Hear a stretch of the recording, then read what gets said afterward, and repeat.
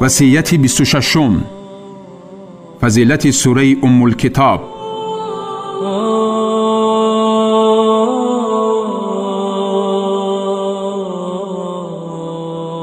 از ابو سعید رافع پسر معلا رضی الله تعالی عنه روایت است که در مسجد نماز می گذاشتم. پس مرا پیغمبر صلی الله علیه و سلم به نزدش دعوت نمود. او را جواب ندادم. سپس بعد نماز آمدم و گفتم: ای پیغمبر خدا، نماز می گذاریدم.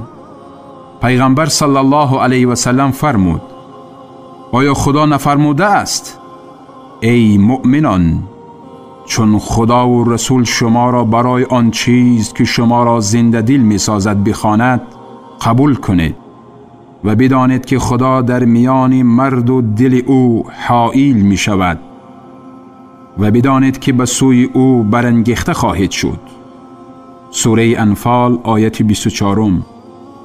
آیا بزرگترین سوره قرآن را به تو تعلیم بدهم پیش از مسجد برآمدنت؟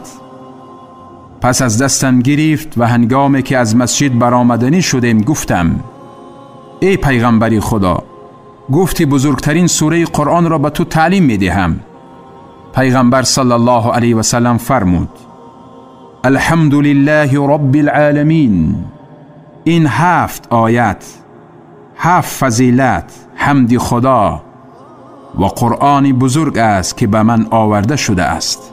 روایت بخاری و ابو داود.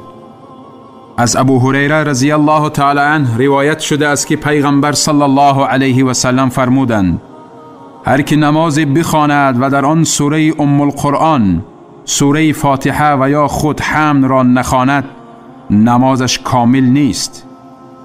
این نکته را 3 بار فرمودند. نمازش ناقص است، یعنی کامل نیست. من از پیغمبر صلی الله علیه و سلم شنیدم که می فرمود: خداوند متعال می فرماید: نماز را بین خود و بنده ام به 2 قسم تقسیم کرده ام و برای او هر آنچه که طلب کند بخواهد هست و برآورده می کنم. وقتی بنده می گوید: سپاس و ستایش شایسته پروردگار جهانیان است، خداوند متعال می فرماید: بنده ام مرا سپاس و ستایش کرد. وقتی بنده می گوید: خداوند بخشنده و مهربان است، خداوند متعال می فرماید: بنده ام مرا ستود. وقتی بنده می گوید: خداوند صاحب روز سزا و جزاست، خداوند می فرماید: بنده ام مرا به بزرگی یاد کرد، مرا تمجید کرد. 1 بار هم فرموده اند: بنده ام کار را به من واگذار کرد.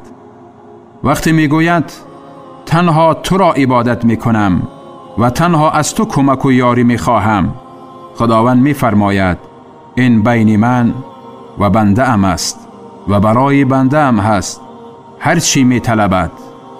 وقتی می گوید: ما را به راه راست هدایت کن، راه کسانی که به آنها نعمت داده‌ای، نه راه کسانی که موردی خشم قرار گرفتند و نه راه گمراهان، خداوند می فرماید: این برای بنده ام هست و برای اوست آنچه طلب می کند.